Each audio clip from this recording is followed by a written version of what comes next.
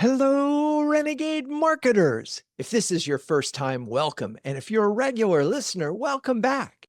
You're about to listen to a recording from CMO Huddle's studio, our live show featuring the accomplished marketing leaders of CMO Huddles, a community that's always sharing, caring, and daring each other to greatness. This is an extra special episode because it was hosted by Jamie Gier while I was on vacation with my wife in Africa. Yes, I saw penguins. Jamie is a longtime huddler and the CMO of DexCare, and she came up with the awesome idea of running a 6-part poll examining marketing strategies in 2025. She explored the results with 3 huddlers, Charles Groome of Biz2Credit, Tom Bianchi of Acquia, and Josh Leatherman of Service Express. If you like what you hear, please subscribe to the podcast and leave a review. You'll be supporting our quest to be the #1 podcast for B2B marketers. All right, let's dive in.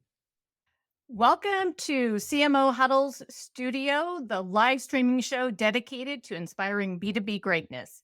You've probably noticed that I am not Drew Neisser, but I am your guest host, Jamie Gier, live from my home studio in Seattle, while Drew is visiting the colony of African penguins on Boulder's Beach. I am extremely excited to be here today and hosting this show. As you've probably seen on LinkedIn, on Drew's LinkedIn, we have been polling the LinkedIn community of marketing executives to understand and pulse what are you doing to prepare for 2025? Where are you placing your bets? 'Tis the season for planning budgets, planning strategies, and we wanted to get a sense of what's in your minds as you're starting to prepare for that. So I'm excited to be joined by 3 awesome CMOs, and we'll be delving into these details and more throughout the show. So with that, let's bring on Charles Groome, Vice President of Growth Strategy and Operations at Biz2Credit, and a returning guest who previously appeared on the show to discuss account-based marketing.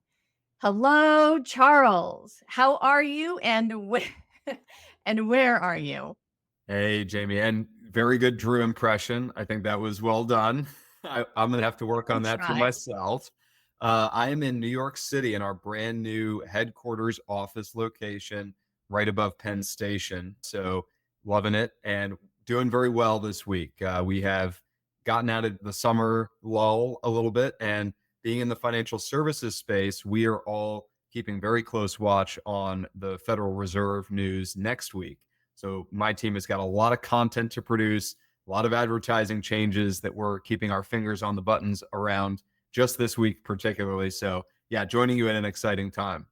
Excellent. Well, I'm sure you're going to have a lot to say on the topic. So I do want to kind of tease out this a little bit before we bring on all panelists, but tell me, where are you placing your bets in 2025?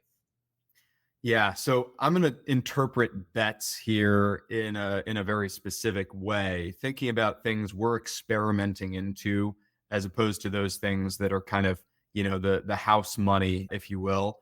So for us, there's really 3, I would say, bigger bets that we're really starting to lock in for next year. The first, and this is an interesting one, and I think a lot of CMOs in the Huddles community have shared about this: in-house events, things that you're organizing as a team in your own marketing org, putting them on both. I think there's 2 real value props that we see here. First is content creation, and then the second is business development. I think a lot of CMOs tend to see it the other way around. They look at in-house events as something that is helping the sales team first and foremost. We've kind of taken this other lens on it, and I'll share more about this, Jamie, as we do follow-ups, but definitely these in-house events are going to be a big bet area for us next year as well.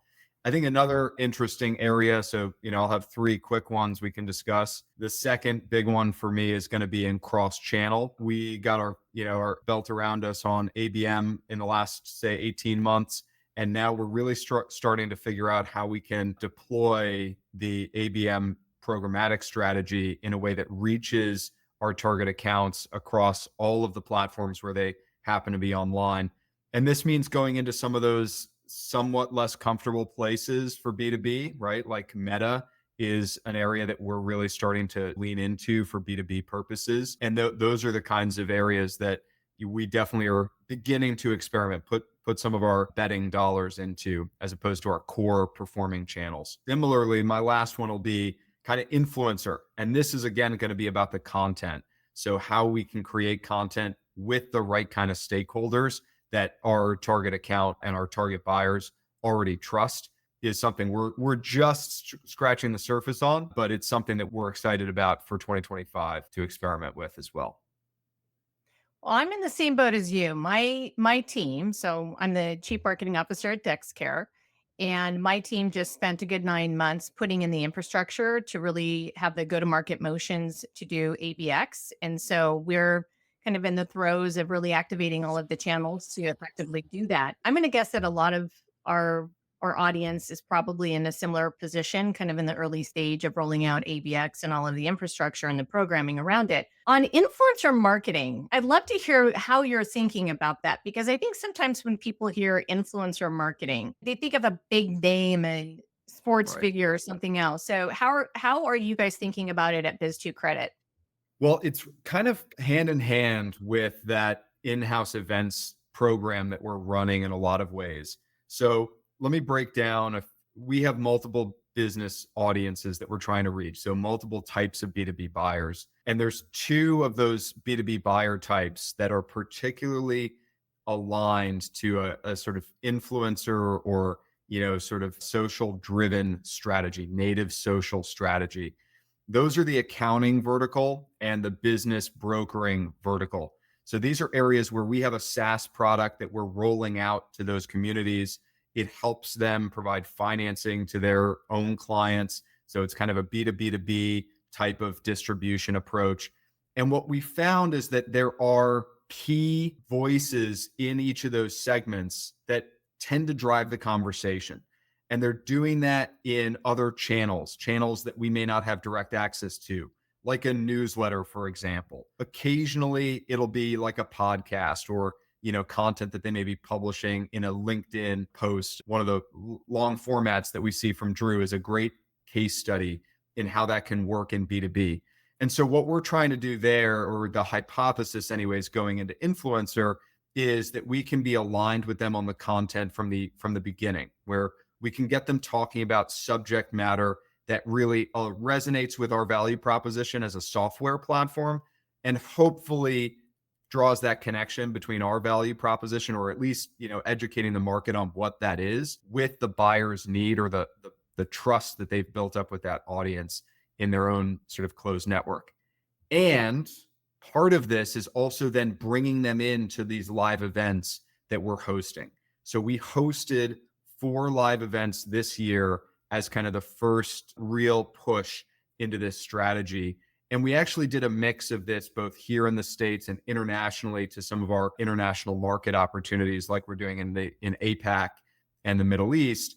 And this is a great area to cross over. So you get somebody who has a presence on social, you bring them into these in-house events, you put them up on stage, you record it, you make that content available, and then you allow them to disseminate through their own megaphone content that also aligns with what your team has been coordinating with the event agenda and the subject matter and so forth. So we did this. I can share some of it as public on our event website, frontiersofdigitalfinance.com. But one of the key things you have to look for there, at least in our sense for B2B, is you got to look for the right kind of brand. So we've had folks from places like AWS participate, MasterCard participate, the big brands, right? It's sort of natural driving these conversations when they're on stage at a major event. We're bringing them in a more microcosmic sense and having them do like a closed door session with 150, 200 prospects just on topics that are relevant to them and the industry. All right. Well, I heard for 2025, you're focused on kind of cross-channel marketing to get lift from all of the ABM work that you put in place. I heard events, which we're going to get into because that was one of the poll questions, and then influencer marketing. So we'll come back to that. So thank you, Charles.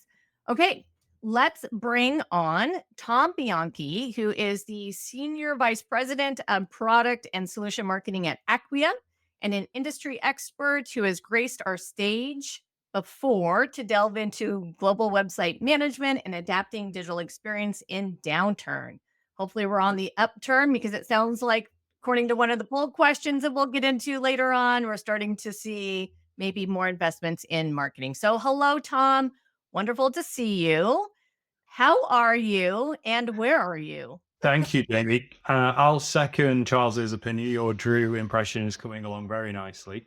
I'm doing great. Thanks for asking. We here at Acquia are getting ready for two big events in the coming weeks. So we're a digital experience company, and one of the community events that we participate in is DrupalCon, and there's a DrupalCon in Barcelona next week. Next month, we have our own event, Acquia Engage. So looking forward to the events discussion in a little bit. Where am I? I'm just outside London in my home office. And for those of you wondering, this is a wooden statue, and he's called Steve-O the Stag, my own little emblem that goes side by side, of course, with a CMO Huddles penguin. Ah, nice. So, Steve-O, is there a story behind the name? A long, long time ago in a galaxy far, far away, I used to work with a general manager for EMEA at a software company who was called Steve, and he used to make fun of my stag. So I named the stag after him. All right. Well, same question for you, Tom. Where are you placing your bets in 2025? Yeah, sure. So for context, Acquia is a digital experience company. So we help big brands all over the world host their digital experiences, their websites everywhere. And so for 2025, from a company perspective, we're making three bets, and these kind of trickle down to marketing really, really easily as well. And so all of the marketers out there will identify with this. The first big bet is we're getting ready to launch new products. So as we launch new products, we need to think about what markets we play in, where we play, how we play, the target segments that we go after. And so that's point number one. But then point number 2 and 3 are very closely related to that. In 2024, we also launched new products, and we acquired products too to sell. And so we are, for 25, doubling down on the products that we've already launched with a cross-sell approach into our installed base using tactics like ABM, of course. And the third point, which I kind of already hinted at, is then really understanding our segmentation, both for the new products that we're about to launch and our existing markets, and getting hyper-focused on what tactics and channels we use for which segments, what content we build for those segments, to basically improve our return on marketing investment for every single segment and maximize our sales. So, I heard you're launching new products. So, Yep. we can't underestimate the amount of effort and work that takes to bring something to market. You also acquired products in 2024 and launched some. And so now you're still trying to get some lift from that and do some cross sell activities and segmentation. So tell me a little bit more about how you're approaching segmentation and how that will inform the different tactics that you deploy.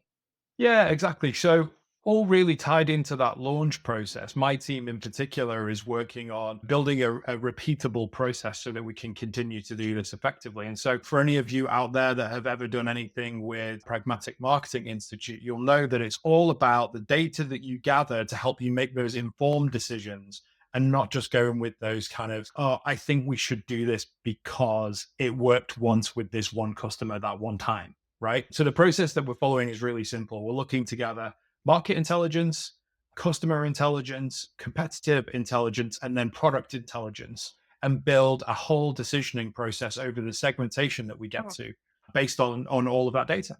Okay. So a lot of go to market there. All right, Tom, thank you. We'll bring you back up here shortly. But I would like to now welcome Josh Leatherman. Hello, Josh. Josh is the CMO of Service Express, who has previously joined us on the show to shed light on the intricacies of pipeline playbooks. We all need those. And brand consolidation. We've probably all been through acquisitions that required brand consolidation. So, hello, Josh. Welcome back. How are you and where are you? I'm doing well. I'm missing actually the penguin hat. I don't know if you have a penguin hat that you put on, but Drew should have probably sent you one. Well, I did try to be in Drew's office, but Yeah. I'm based in Grand Rapids, Michigan. So I'm sitting here at Service Express's global headquarters here in Grand Rapids, Michigan. I'm doing very well. excellent. Okay.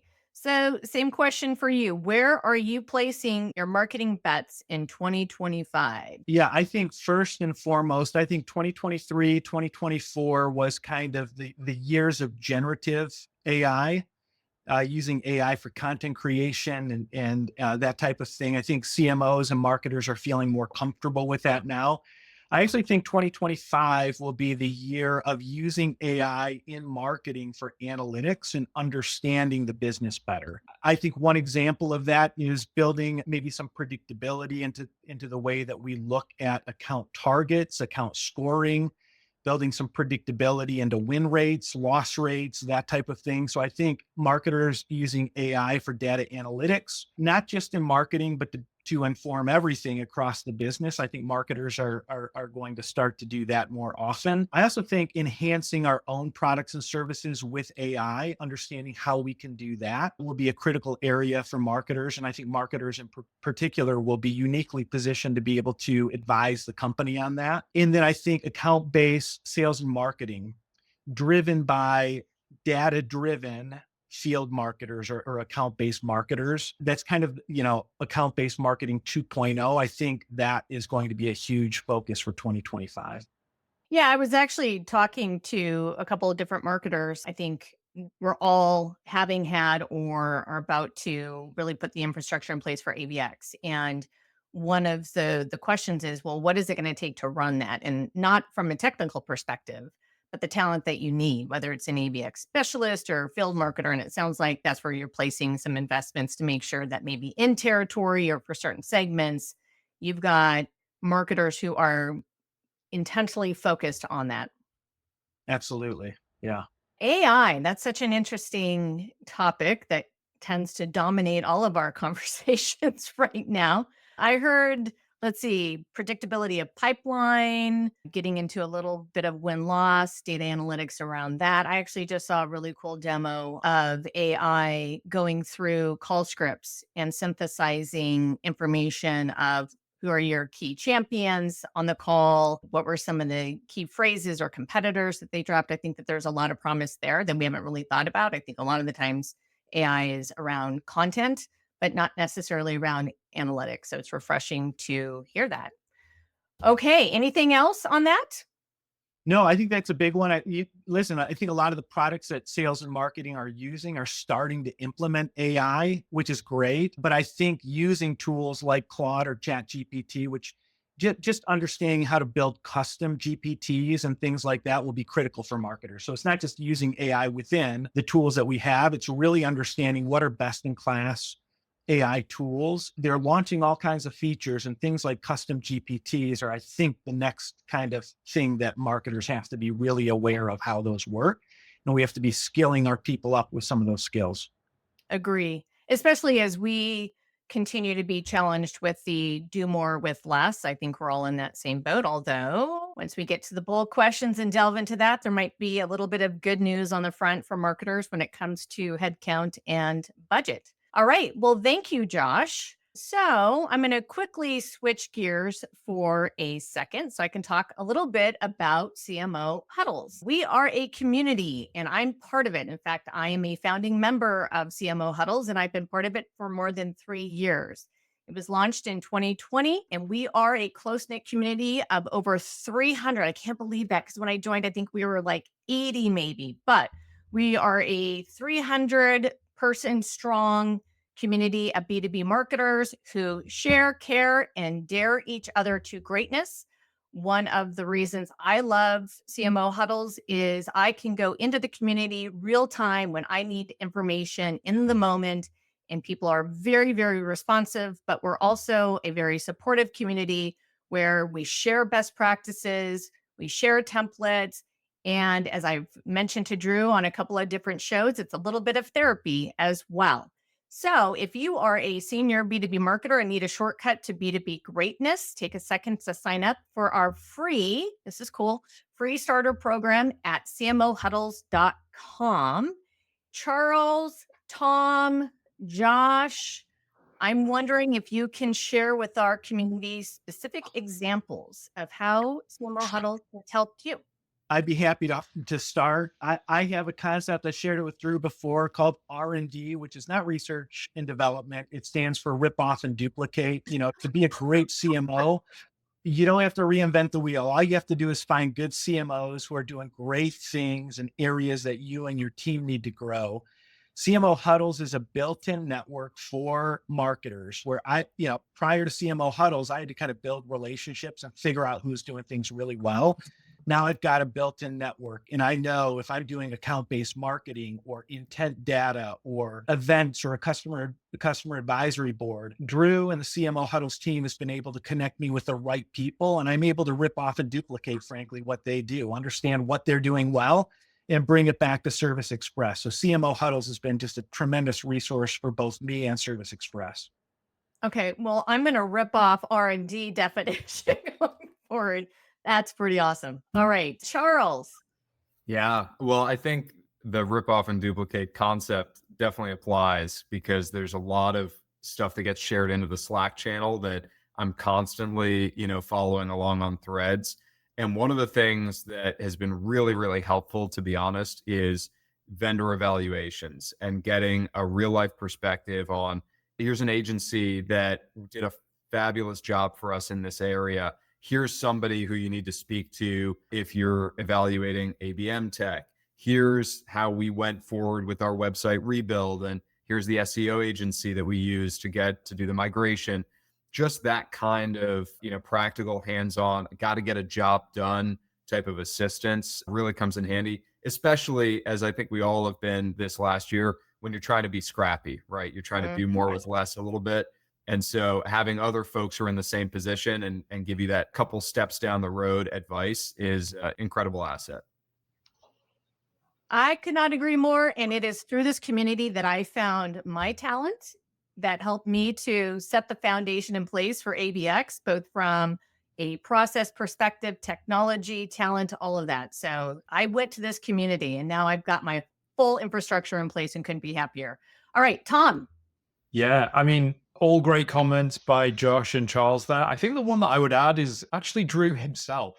So sometimes underrated resource, but if you can book a one-to-one with Drew and I, that he can help you navigate what's going on in the community, where you might turn to specifically for an answer, who specifically has done something, or even if you just need some therapy, as you hinted at before, Jamie, you want to let off some steam about everything that, those work pressures we all face every day, he can be good for that too. Yes, he can be. And he is on speed dial for that reason. All right. Okay. So as we mentioned to the audience, we do have a free starter program. If you're not part of our community, you should take advantage of that. So we kind of did an interesting thing with this studio live. And for the past 5-6 weeks, I think it's been, Drew has been pushing out poll questions around 2025 planning. And so we're going to delve into those questions today and reveal the responses. We got a really phenomenal response rate. I was so excited as I was watching those come through. So at least we know we've got more than 100 responses to almost every single question. All right. And there were some interesting data points. I was a little surprised by some of the responses. So we're going to get into that and we'll kind of do a round robin on your perspective. So the first poll question that we asked to the LinkedIn community of marketing executives is, how do you anticipate your marketing budget changing in 2025? And the majority, 40% of respondents said an increase, 32% will remain the same, 28% responded a decrease in marketing budgets. So I think for many marketers who are in that 40% category, great, because it feels like, or at least the data has substantiated that for the last several years, we've been on a decline. In fact, Gartner published their B2B spend research, and we had a 15% dip in spend from 2023 to 2024. Are we bouncing back? What do we expect to see? So any thoughts from you on the fact that 40% of the respondents said they're expecting to see an increase?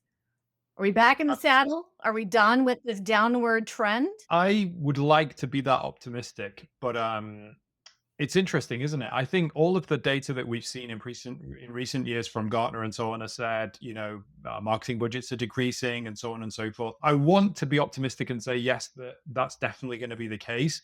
This poll caught me off guard, though. I was expecting it to be still a little bit more weighted. If you think about Those that said it's staying flat or it's declining was still 60%. I kind of expected that to be around the 70% mark, maybe something. So caught me off guard. Maybe companies are starting to place those bets back in marketing, particularly with the US election having been concluded by 25, the Fed expecting to have cut, interest rates by then. Maybe that means the available lending to businesses is coming at a cheaper cost so they can afford to place the bet in marketing to restart their business. But it was not what I was expecting to see. I also think there's an inflationary aspect to this, which is the cost of marketing has gone up. So you can't continue to cut to the bone as the cost of media has increased. I mean, at least in our category, we've seen CPC bids in Google just continue to rise and rise and rise over the last 3 years, outpacing inflation, even in some verticals, very significantly. Now, that has a lot to do with, our category being in financial services, and there's definitely high demand there as well right now, given how constrained and tight the lending environment is. But I think you've got to, and this is good to see that there's sort of a realism, I would call it, Tom, not so much optimism, but there's a realism about this maybe at the board level, that you can't mortgage the future of your business by just continually constraining marketing. And it's good to see that at least, when you weigh it up, there's a strong plurality of folks that are expecting to see dollars flow in from a marketing budget standpoint. Another thing I'll be interested in, maybe Josh, you've got perspectives on this too, is how much of that is being driven by external expenditures versus, staff and team investments that the companies might be making into marketing.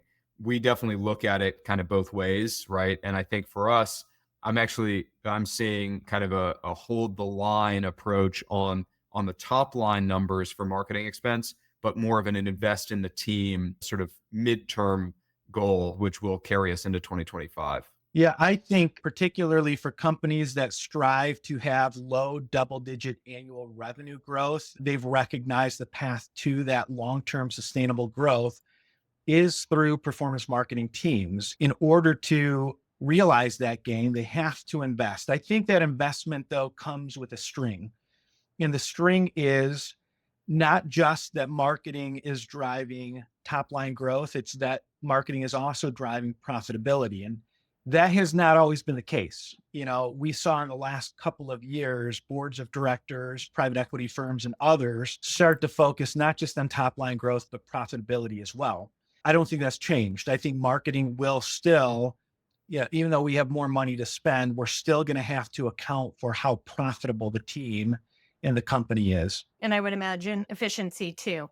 I would guess that what might have influenced this a little bit too is the stage of company. So if you're in a high growth mode, early stage, maybe Series B, Series C, you're going to see that there's going to be more investment in marketing. And then as you start maturing into that 100 million plus, it's going to flatten out a little bit. There's a lot of data out there. So that would be an interesting one to explore as well. All good points. Let's move on to poll question number 2, because we got several more to go through. Which of these marketing areas will get more of your budget in 2025 than in 2024? Now, this one was a little close, but I'm not surprised by this. In fact, I'm actually delighted by it. Events got the majority of the votes, 42%, followed by online marketing, 39%. And then offline, which excluded events, there was a small portion where allocations were going to stay the same. Events are back. I mean, Charles, we were just talking about that when you were talking about 2025, where you're placing bets in influencer marketing. But I'm absolutely delighted because I think in B2B marketing, relationships are key to selling and that trust factor. And let's be real. I mean, it's hard to replicate that online. That human to human connection is best done when you can actually shake hands with somebody, break bread over dinner, lock eyes, and have a conversation. So I'm actually delighted by this. Charles, I cut you off there for a second, but I know you have something to say on this one in particular. I have so many thoughts and reactions to the return of events, right? I mean, we were one of the industries in small business finance that saw the pandemic really from the inside out and its impact across a wide range of businesses. And the decline in events was one of those major things. I mean, in our SaaS business, we went from spending probably half to 2/3 of our budget in those early, pre-COVID years would go into physical events and sales activations around events. And that went to zero, right, overnight during COVID. So having it come back is kind of natural. And like you said, Jamie, it's a relief in that way. But at the same time, I've experienced this as events are coming back in a different way. In our industry, we've seen some of the staple events didn't make it through those COVID years. They couldn't survive. They tried to pivot into being content publishers and, build up a following in that way. So there's been a lot of turnover. There's one major conference in our sector that went, ended up folding up. I believe it was last year, called Lend It. It was kind of a mainstay in the fintech industry, but that's just one of a number of examples of events in sort of that, old school brand mode of event management that just have not really blossomed. At the same time, I think there's been a new crop of events that have come up. And as I'll toot our horn, as we've definitely been doing at Biz2Credit, also brand led events, and ones that are going to more tightly coordinate between a sales outcome and, the brand investment that's involved in putting an event together, getting the right people there and building up that agenda. And so I'm definitely bullish on more brand leadership around events right now. And I think that might be why we're seeing in this response just beating out online marketing as an area of increased allocation in the near term, is because this is an area that you can have more direct control than you maybe previously could. And a lot of that we'll get to at some later point, I'm sure, is the infrastructure around running your events now, if you're doing it in-house, has become a lot easier, right? So the apps and techniques are just starting to get disseminated more broadly. And I think it's opening more marketers' eyes to the fact that they can actually put on a successful event. Especially if you work for a company where you have an elongated sales cycle and perhaps your ASP is on the higher side. And so trust matters even more, or your buyers want to meet your customers in person. That has a profound impact. I know in my industry, I'm in healthcare technology. We market to hospitals and health systems. Events are a prime channel for us to have the conversations, even to meet with customers, because they go to these places to meet even with their vendors. But that trust factor is so big. Forrester did a study on events specifically, and the majority of marketers said that they're really going to start focusing their event strategy on the smaller, intimate, hosted events, whether those are dine-arounds or something else. I'm not surprised by that either. They can be quite expensive, but very, very effective. Tom, any thoughts on this poll question? Yeah, I think obviously, Charles, you said it all with events. I'm absolutely thrilled to see them come back. I think it's really, really important. I'm based in the UK, and so I would say here in Europe, even more so than in the United States, that face-to-face component of doing business is really important. So thrilled to see that come back. Not a surprise on your comment there as well, Jamie, around, the kind of dining format or smaller networking events being popular too. I think we started to see that trend actually even before the pandemic. And then, now people are looking for those human connections as they, try to engage. Thinking about the second place answer in the poll, though, online marketing, for me, that's absolutely no surprise. And interestingly, Google just announced a few weeks back that they're not going to be removing the third-party cookie going forward, which is maybe seen as a loss for privacy all over the world on one hand, but I think for B2B marketers, it helps with some of those challenges we're facing. Charles talked about the increase in advertising costs and the cost per unit, however you'd like to measure that. So optimizing your digital experience through third-party cookies, through optimization tools to get more, means that now compared to maybe 5 years ago, it's easier to place a bet in online marketing and know that you're going to get a return and deliver predictability to your business. Right. Josh, thoughts on this one before we move on? Yeah, I suspect that events will get a greater share of the dollars. I also suspect online marketing is not getting less a share of the dollars. I think to Tom's point, it's easy to articulate the return, the ROI for online marketing. I think the value proposition or the differentiator for events is this. Online marketing has always been and has increasingly become a crowded space where it is very difficult. Attention is a currency, and it's very difficult to get attention, particularly for buyers in the enterprise segment online. And I do think the kind of the value prop or differentiator for events is that businesses can get in front of enterprise buyers and get attention easier. So I would guess that really is the value prop and why people are getting into events more in 2025. Yeah.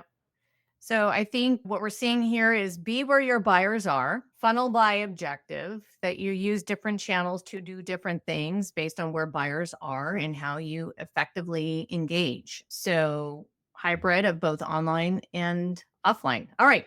Poll number 3. Let's move on. We asked which of these objectives will get more of your budget in 2025 than in 2024. And color me shocked, demand gen got 51% of the vote, followed by brand and reputation building. So when I was looking at this, 2 things came to mind. One is we're always trying to show our impact. And so, yes, demand gen kind of gets back to marketing as a revenue generator and not a cost center. And we got to show that we can actually impact profitability and all of these things. So I guess it's not surprising. But 2 is I think we're still afraid to talk about brand as revenue marketing too. And we're afraid to say that brand is demand. Today's brand is tomorrow's demand. So I wasn't shocked by this. Tom, do you want to kick this one off and give your thoughts on it? Yeah, I'd love to.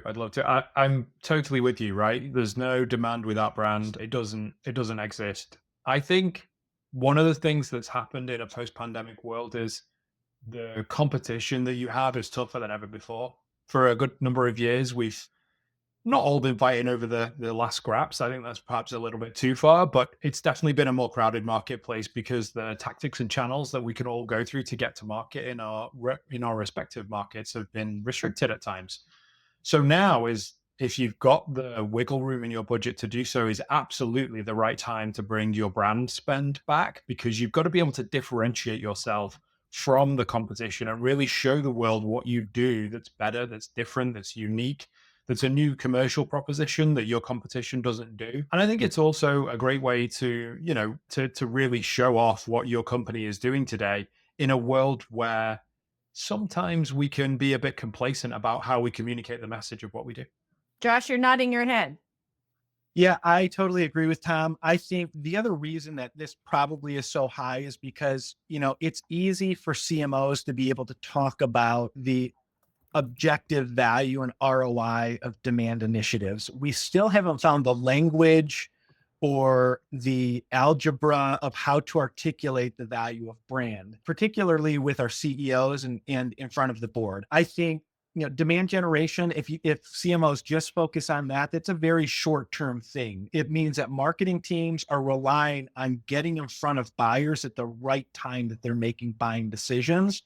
The cost of not focusing on brand is that all of these buyers are not going to recall your company and what you do and what you offer and what your value proposition is and how you're helpful to them. For a CMO to drive long-term growth, you've got to be able to focus on brand. The buyers have to remember that if you don't get in front of them when they're ready to make a buying decision, they have to remember who your company is and what it is that you offer. And I just think as CMOs, we've got to do a better job finding the language to be able to speak to the importance of that and the value of that outside of just algebra and other things. So it doesn't surprise me. I think it's still a challenge that we have to solve. Well, and to that point, Josh, assuming the research is correct, I've heard variations of it, but let's just assume only 10% of your market is in market at any given time. You have to make sure that when the 90% is ready to purchase and they're showing intent and a desire to do business with you, you have to be memorable to them. They have to remember. So when that moment is right for them and they're in market. So I think that there's a lot to be said for that. I'm actually going to add on the next poll question just for the sake of time, and then I'll have Charles answer that. But the follow-on question to this, and I guess this is not a surprise given that the majority of the audience put demand gen as where they're going to put more budget, is Demand gen is also the talent that they're looking to hire onto their team in 2025, followed by content marketing, which received the same votes as not planning to add new roles. And so for demand gen, adding talent there, Charles, speak to that a little bit in terms of the talent that you're bringing on, especially as you're getting more on your multi-channel approach and getting more left from your ABX strategy. What kind of talent should we be looking for in demand gen? I interpret this as really, I think there's definitely spend more in channels that have a short-term ROI, that have a proven ROI as well, generate leads. It's all about MQLs for the sales team. And, I think that discipline in the CMO function should be there, right? We have to sort of, to your point, Tom and Josh, we have to be able to sort of speak in the algebra of the CEO and the board to be able to maintain credibility in those conversations. I think we need to add something further to the conversation. And I don't recall exactly where I got this nugget. I'm just going to attribute it to CMO huddles as a result. I think really breaking this into the notion of demand creation away from demand capture and thinking about these roles in a slightly different lens will start to reveal what I see as a bit of a paradox here, where you've got marketers saying that they're going to allocate more into demand generation, these classical channels of paid performance marketing and, spend media dollars to acquire leads. At the same time, where are they significantly investing into their teams and where do they see the highest ROI, which we'll come to as well, I know, Jamie, is in these areas that have a lot more to do with reputation, a lot more to do with brand.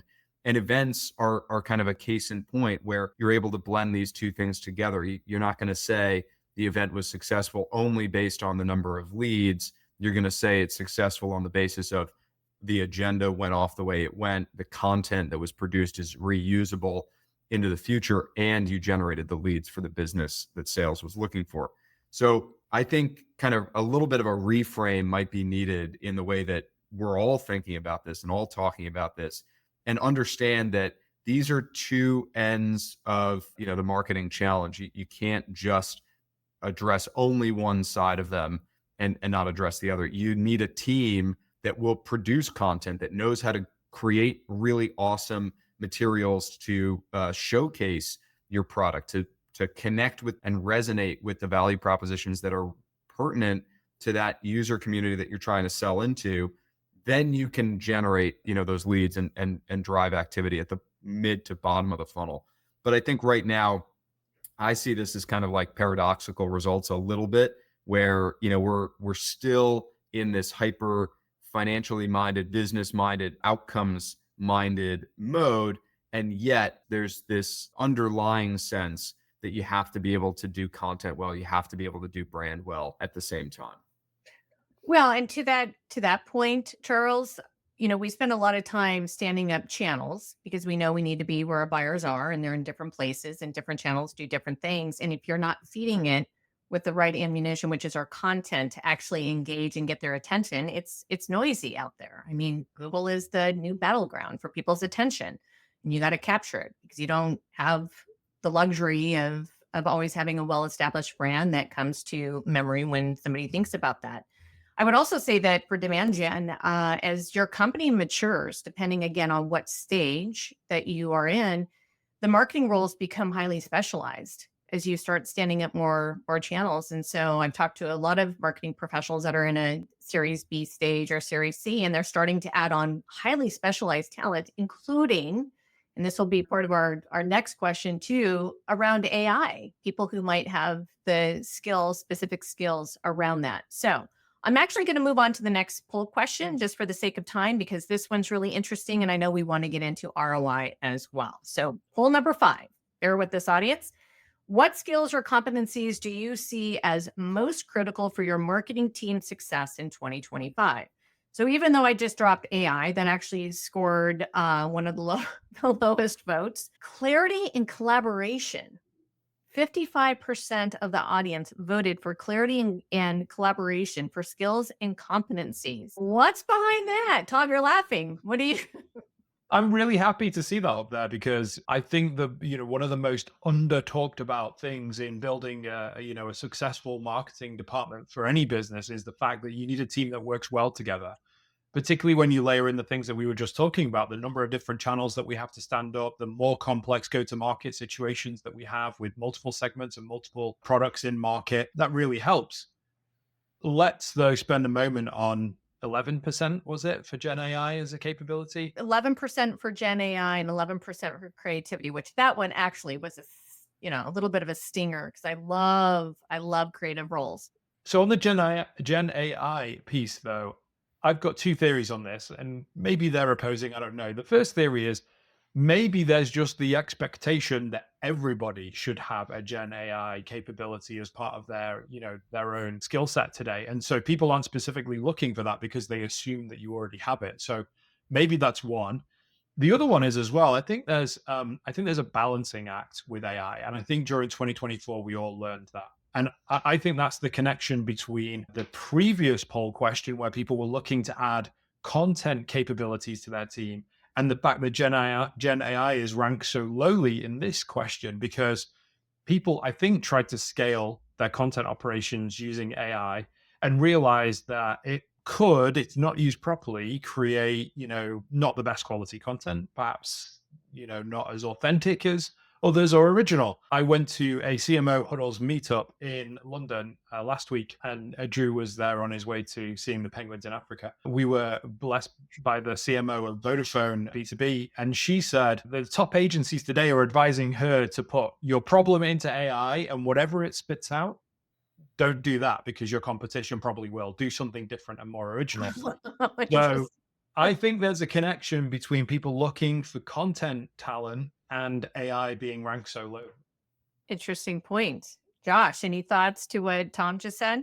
First of all, I would just say that, clarity and collaboration it's so funny that, the more technology that we bring in to break down walls and build teamwork, it seems the more siloed organizations become in working, building out strategies and working through problems. And I believe marketing plays a unique role. We touch so many different departments within our organization. We're uniquely positioned to be able to bring that collaboration. I'll say something also that's maybe not as popular. One of the choices was Gen AI. I really do think, though, that I'm seeing more private equity firms and others embrace AI, not generative AI, but AI is a tool for understanding their business. And AI is really advancing rapidly. I don't think Gen AI is, but I do think AI, like the tools, the products are advancing rapidly in their ability to be able to help you understand your business. And I do think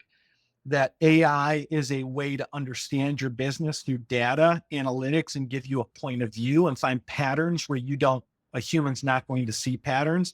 I think that's underrated right now. I see private equity and others moving in that direction. And I do believe they're probably going to demand the same of executives, including the chief marketing officer in 2025. I would also say that we're still doing a lot of heavy lifting on demystifying what we do, which is shocking to me. It's surprising because when people ask me, what does marketing do? I'm like, how do you purchase products? What is the process you go through? How do you learn about a product? How do you discover it? What's the purchasing process like?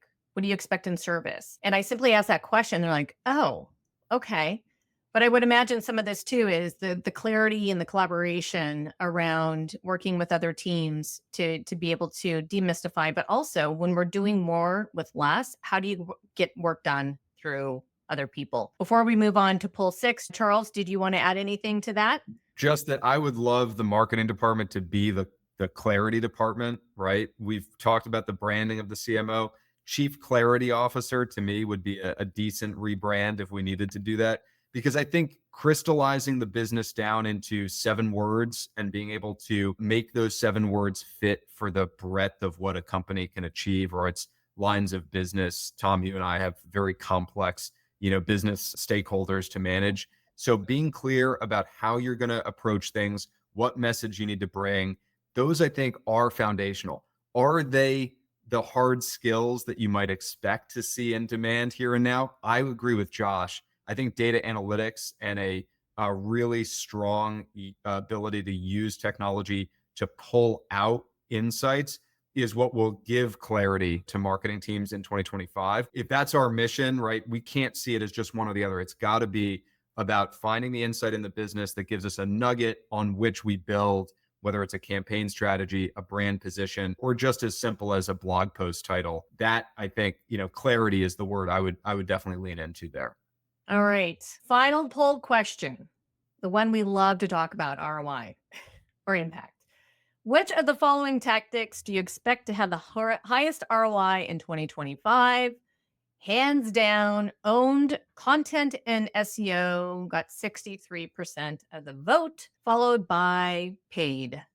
And that's ads, including SEM and events. I remember actually there was a comment when Drew had released that poll of we should have decoupled content from SEO. For all intents and purposes, they're together. Tom, you want to kick this one off on what's going to have the greatest ROI? Content and SEO, or maybe something else? Well, we talked about content a little bit, so maybe let's spend a minute on SEO for this question. So 2 things with SEO. Firstly, we know that buyers today, particularly in a B2B space, will do more than 70% of their research about your company and your product before they even raise a hand. So SEO is table stakes for me. And I think a lot of companies, because, it can be difficult and it can take some time to have a really good basic SEO foundation for your website and your digital experience, it can be neglected sometimes. The second piece of that puzzle, I think, as well, is why would it have the most ROI? Well, actually, if you do it well, it can be a really cost-effective strategy, right? If you put the right number of team members on this and it becomes a theme throughout your organization, not something that's done in silo. If you use the right tools to help you, of course, I would say that because Acquia sells one of those tools, but that to one side. If you use the right tools to help you, and then you build a program of work and a structure around it, it can certainly be a lower cost and deliver great results for you. All right. Josh, thoughts on this one specifically? Yeah, I love this one. I think, totally agree with Tom. Content and SEO, these are long-term but harder things to do. But when done right, they last years. We have content that we created, 11, 12 years ago when I started that we still use today because it's evergreen and it's thoughtful. It articulates our value proposition well. These are things that are harder to create. And sometimes you have to add roles to do that. But there's no question in the long term, these are the ones that pay off. So it's good to see that this was number one. Personally, Jamie, for me, merging these two together speaks to a larger challenge that we've got. And we definitely face it in our business, which is you sort of think of them as brandy and you put them together and you say, oh, this is an area where we'll just deal with it within house. We'll just sort of make sure that that's always on. And I think there's an evergreen value to having a great content strategy, and SEO is how that content very often gets discovered. But I would separate it out, and I would say content has to be part of the ROI picture for all of these other channels that marketers are thinking about. It's got to be part of your event strategy. It's got to be part of your paid digital and advertising strategy. It's got to be part of your organic. It's got to be part of earned media. Content to me is the thing that's the common denominator. You pull it away from all those other distribution vehicles. And then when you're just assessing where are you going to have ROI in 2025 from any one of those vehicles, I think it really is brand specific. I mean, you look at a company like us, even unto ourselves, I'm thinking about 2 different brands, one serving small business owners, one serving the financial services sector. And my answer to ROI is going to be different, right? Events is going to have a much higher ROI for me in the financial services target audience. But when it comes to my small business owner community, that's where I think, really getting precise on search optimization and then distribution into earned media, those are going to be areas that have the highest bang for our buck investment wise. So I think that's a little bit of a reframe. Maybe it's a contrarian view here, but I kind of feel like you got to take content out of the story first because it permeates everything else that you're doing. Right. Well, I'm going to save this other question for a different time, but there's always that debate. gated or ungated? Or is it a hybrid? But we don't have time because we are at the tail end of the show. So I want to thank Charles, Tom, and Josh for all being good sports and joining me on today's special episode while Drew is off with the African penguins. Hopefully he'll bring us, well, not a live one back, but some goodies that he could share with the community. And thank you, audience, for staying with us. We hope that you found this very valuable. To hear more conversations like this one and submit your questions while we're live, join us on the next CMO Huddle studio. We stream to my LinkedIn profile, that's Drew Neisser, every other week. Renegade Marketers Unite is written and directed by Drew Neisser. Hey, that's me. This show is produced by Melissa Caffrey, Laura Parkin, and Ishar Cuevas. The music is by the amazing Burns Twins, and the intro voiceover is Linda Cornelius. To find the transcripts of all episodes, suggest future guests, and learn more about CMO Huddles or my CMO coaching service, please visit renegademarketing.com. I'm your host, Drew Neisser. Until next time, keep those renegade marketing caps on and strong.